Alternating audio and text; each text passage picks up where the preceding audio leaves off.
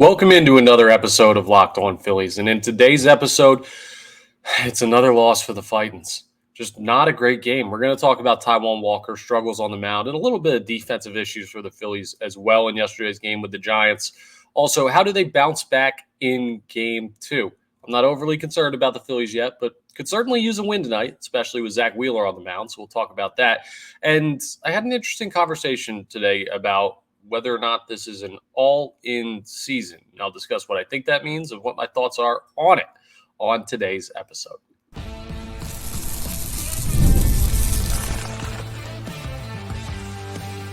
You are Locked On Phillies, your daily Philadelphia Phillies podcast. Part of the Locked On Podcast Network, your team every day.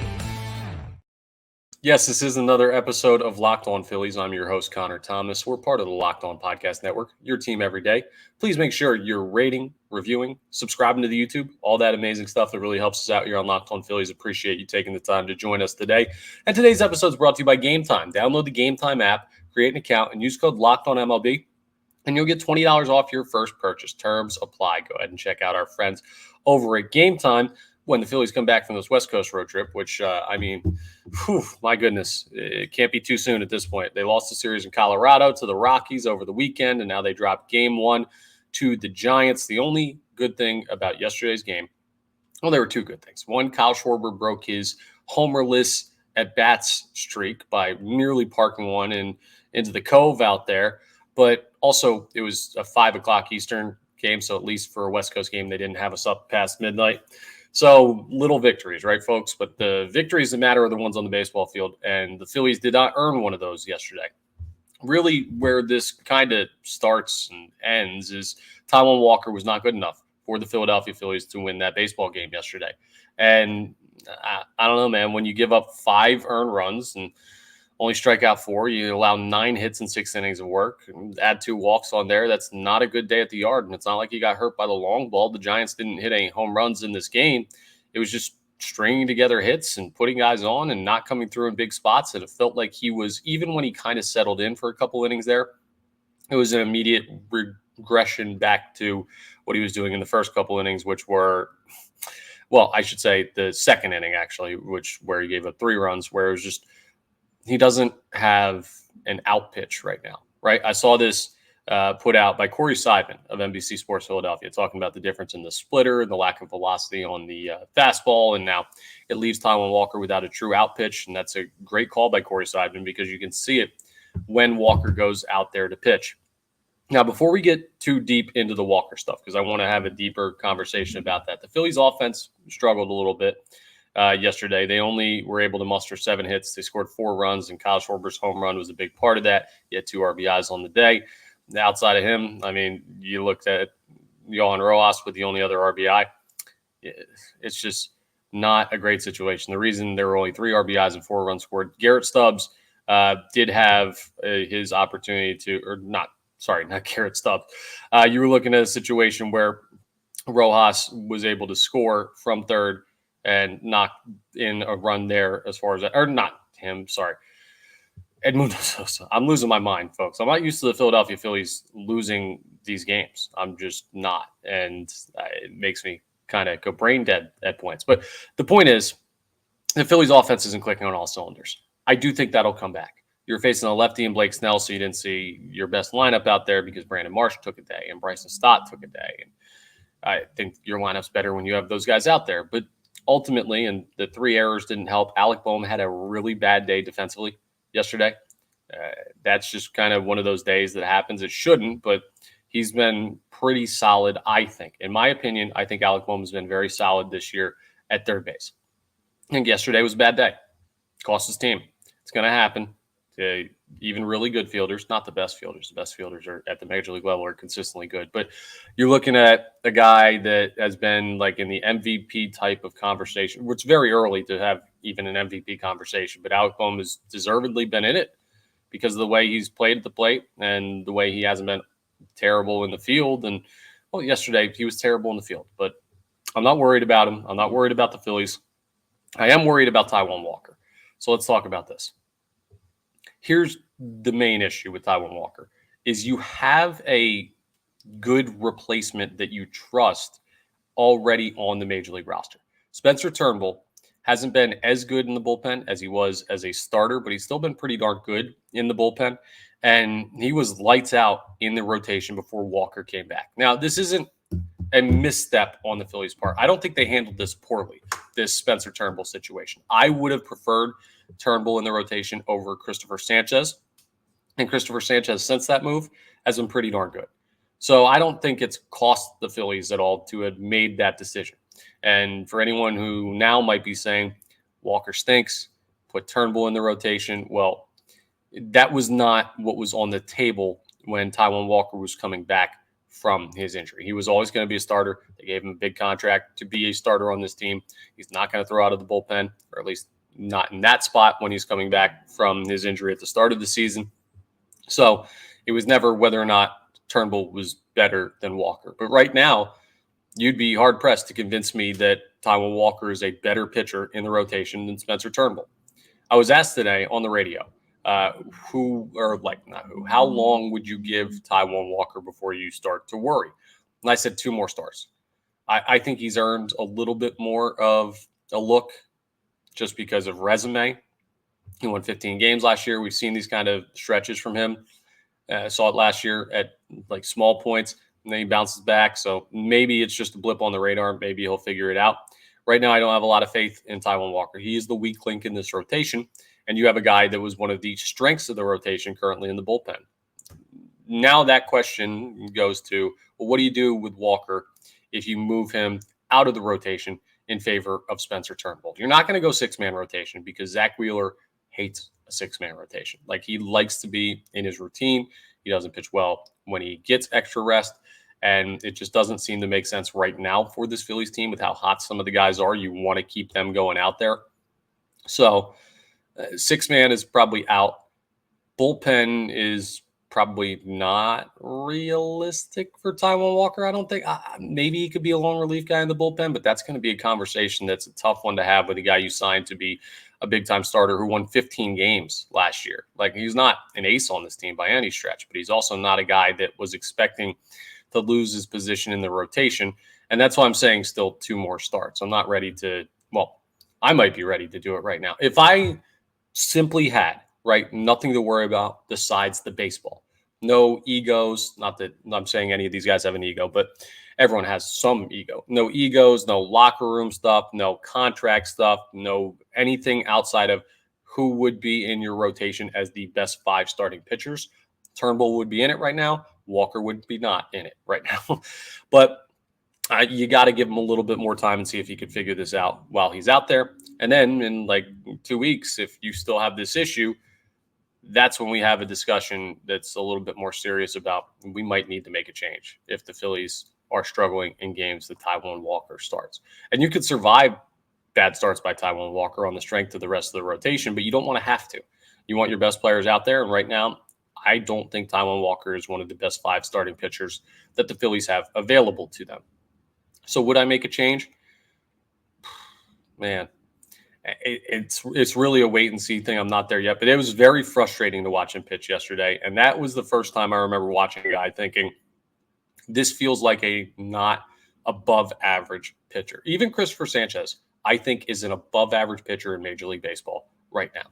Now, he's not elite like Ranger Suarez and Zack Wheeler, or really, really, really good like Aaron Nola. There's a big gap between the top 3 guys and the bottom 2 guys, but Christopher Sanchez has been better than the average Major League pitcher, in my opinion. Taijuan Walker, on the other hand, has not been, and he's seeing below average compared to how great this rotation has been. It's like a stark contrast.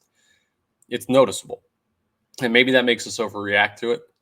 Because if he was doing this last year, he did it points last year, and the rotation wasn't as solid, you might say, oh, man, that sucks. But that's kind of what you expect from just your average Major League Baseball pitcher. But that's not good enough for this team anymore, and where the expectations have gone, and being 6 games up on the Braves in the division, you need everybody firing on all cylinders, and Taijuan Walker isn't right now. So a tough decision for the Philadelphia Phillies, and it's tough that they lost that game 8-4. But what you need to do is just kind of wipe it and move on to the next day. That's the old thing in baseball. You probably play the next day. If you don't play the next day, you play in 2 days. So not a lot of time to sulk and think about rough games. Can't go on a 3-game losing streak, so you got to find a way to win today. And speaking of elite pitchers, Zack Wheeler is on the mound, and you got a great opportunity. So coming up, we're going to discuss a little bit about what the Philadelphia Phillies need to do in Game 2 of this series with the Giants to avoid dropping another series, to avoid dropping another game, to find a way to kind of just level things out as they hit their first minor blip on the radar in like a month and a half. We'll talk about it as we continue today's episode of Locked On Phillies.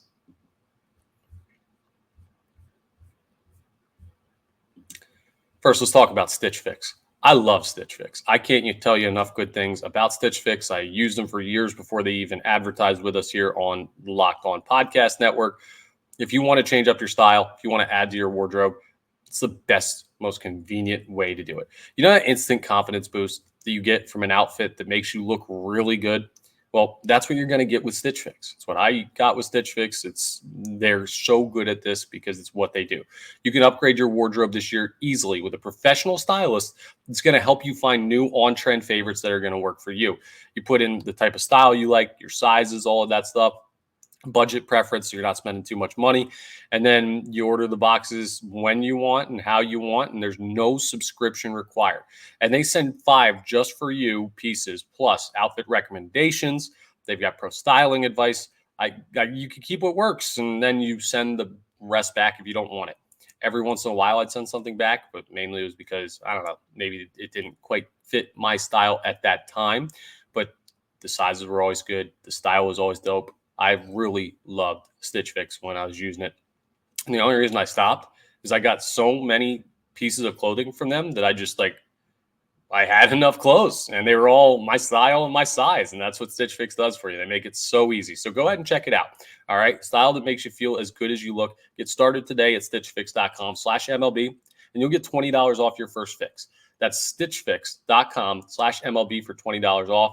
Again, stitchfix.com/MLB. Must redeem within 7 days of sign up.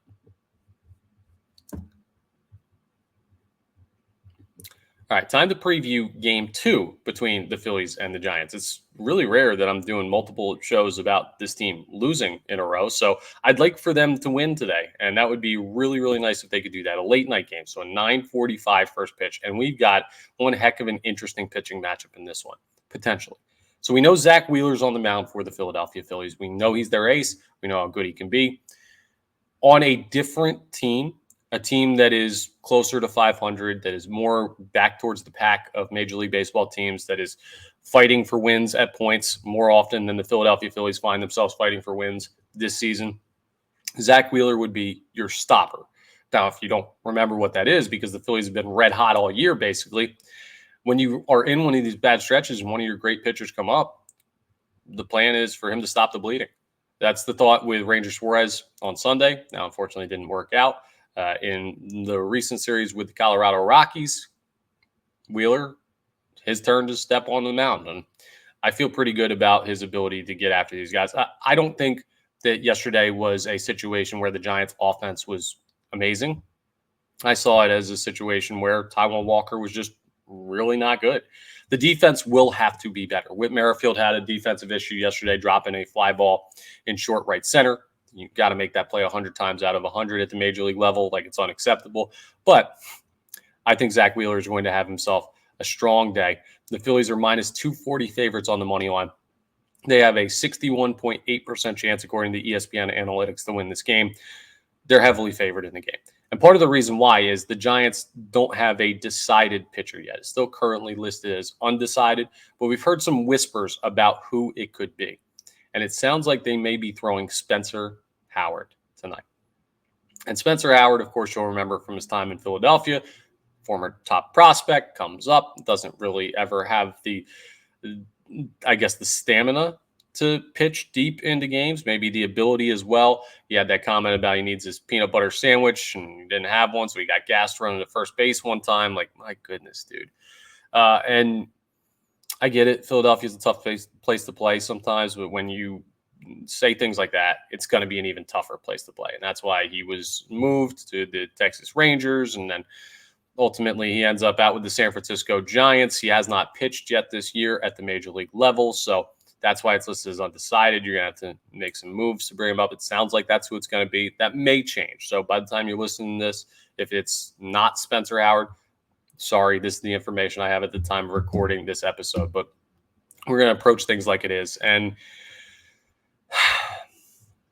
if the Philadelphia Phillies, this was like, there's one upside to the Colorado Rockies series. It's that Jake Cave didn't have any of the big hits against you or big plays against you or anything like that, because that would have driven us insane. If Spencer Howard goes out and shuts down this Phillies lineup, I'm going to start to lose my mind. And not even that I don't think this team is good anymore or anything like that. Just, can it not be that guy? Please, for the love of God. I've already got to deal with a couple people talking about Blake Snell, even though Blake Snell's been terrible this year and he wasn't that good yesterday. He didn't even make it out of the fourth inning. Talk about how the Phillies should have gotten him. Imagine him starting over Walker. Like, okay, I get it, but this team is still very, very good. And I'm not going to do that conversation with Spencer Howard. I refuse to do that conversation with Spencer Howard because the Philadelphia Phillies are not losing this baseball game today to that guy. They're just not. I don't have any ill will to him. I just don't think he's that good at baseball. So hopefully that's who's on the mound for the Rangers. Hopefully the Phillies do what I think they're going to do against him, which is have one of those explosive offensive performances. And we know the trouble too, right? San Francisco is normally a weird place for the Phillies to play. I feel like it's always the back end of a long road trip. They never really hit there. They always have some weird issues. I don't know. It's a weird ballpark. I don't know what it is about San Francisco and playing the Giants on the road, because remember, the Phillies 4-game swept this San Francisco Giants team back at the start of the month of May. And now they're staring down the barrel of potentially losing a series to them, their second straight series in a row, if they don't win today's game. And I don't think that's going to happen. So I have faith in it. Now, who's going to have to step up offensively? A bunch of people have been talking about Nick Castellanos. And I get it, dude. He has not been great this year at all. He's had flashes. I would like to see him show up. I will tell you, I think he's been a little bit more selective at the plate this year. I do. I don't know if that's a good thing or a bad thing. He's talked about how his aggression is something that he really likes to use in his favor at the plate, and something that trying to take it away from him is kind of taking him out of his element. So I don't really truly know what the explanation is for this tough year, but he's going to have to hit sooner or later, or the fans are really going to start to get on him. And these are the stretches where it happens when the team isn't playing as well. I could tell you 7 days a week, it doesn't matter if Nick Castellanos hits like 190 when the team is having the best 50-game start in franchise history. But if you drop 2 series in a row and he hasn't been adding anything at the plate, or adding much at the plate, I should say, that's when the fan base will start to turn on you. And I still think Nick Castellanos is a good baseball player. I don't think he's been that good this year. And for this team to get where they need to go, you're going to need him to step up. I would also like to see Alec Bohm get rolling again, especially after yesterday where he had the really rough day at third base. I'm talking at the plate. I want to see him get rolling, because I do believe a strong offensive day can lead to a strong defensive day. When you feel like one part of your game is locked in, the other parts of your game feel less stressful. You go out there and take care of business in the field, maybe a little bit easier because your mentality is different. Those are the 2 guys I'm looking at to have a good game tonight. I'm like, I could really use it from you guys. I don't doubt that Bryce Harper is going to be fine. I don't doubt that Kyle Schwarber is going to hit just absolutely a billion nukes in the month of June, because he always does. JT Realmuto extended his hitting streak, by the way, yesterday. 16 games. I believe that's tie franchise history for longest by a catcher. So we'll see if that streak continues. Keep an eye on him as well. But you need Casty, and you need to start picking it up, and you need Bohm to kind of show you, okay, he's not mentally rattled by yesterday's rough game. So those are the things I'm keeping an eye on. Coming up, we're going to talk about a conversation I had today, and I'm going to give you just some quick thoughts. It's a little early in the season for this conversation, but I had it on the radio today, so I'm bringing it to here just to update you on my thoughts a little bit on that as we continue today's episode of Locked On Phillies.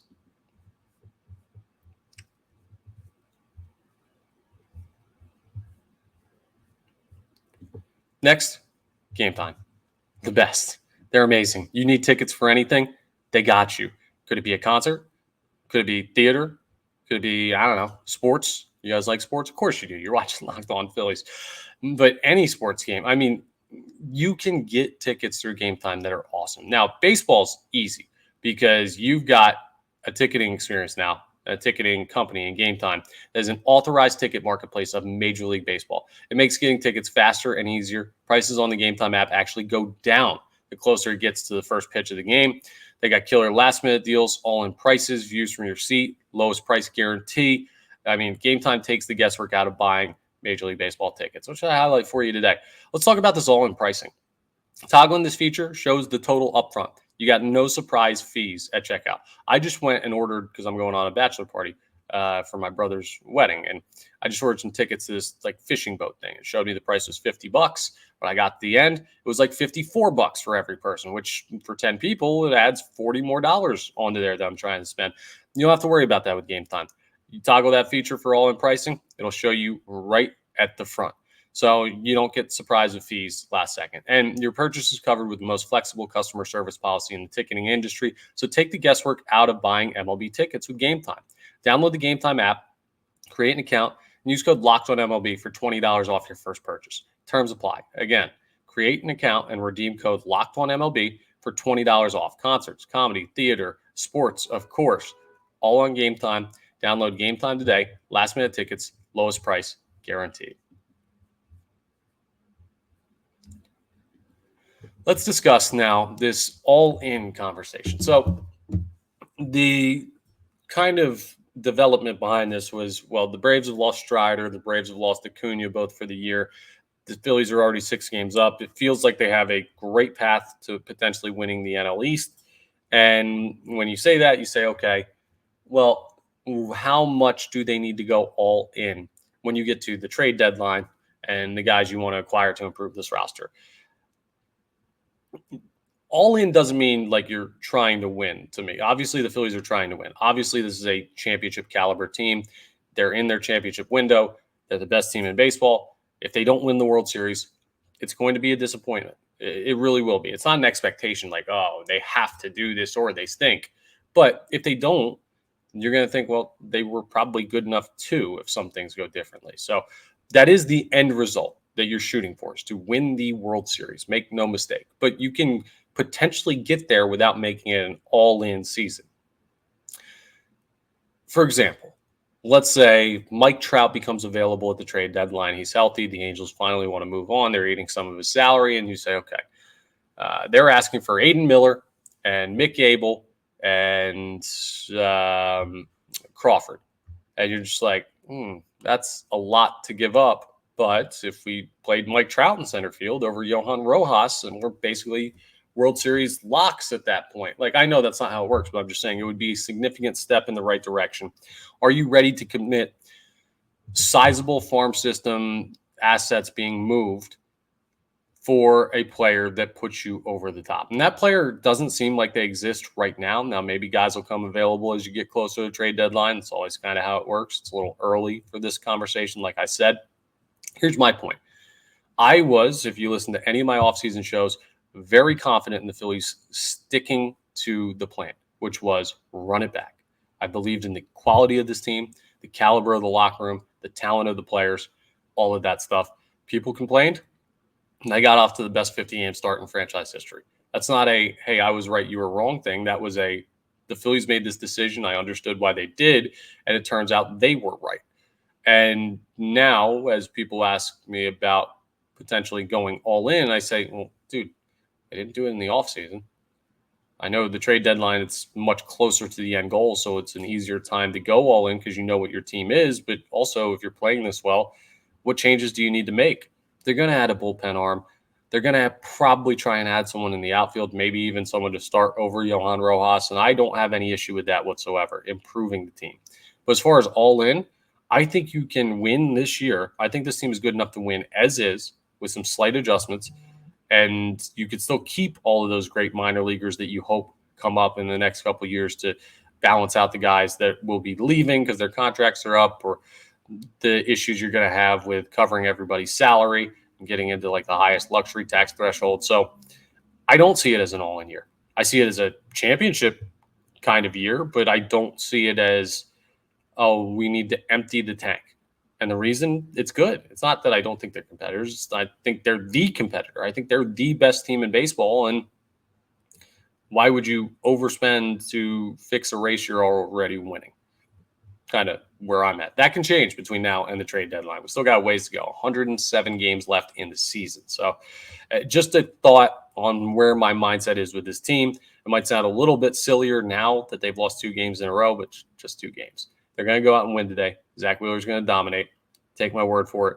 If I'm wrong, this message will self-destruct in 5 seconds. And this podcast episode will end in 10 seconds. But I just want to thank you one more time for checking us out. We're part of the Locked On Podcast Network, your team every day. Please make sure you're rating, reviewing, subscribing to the YouTube channel, Locked On Phillies. And I will talk to you next time on the next episode of Locked On Phillies.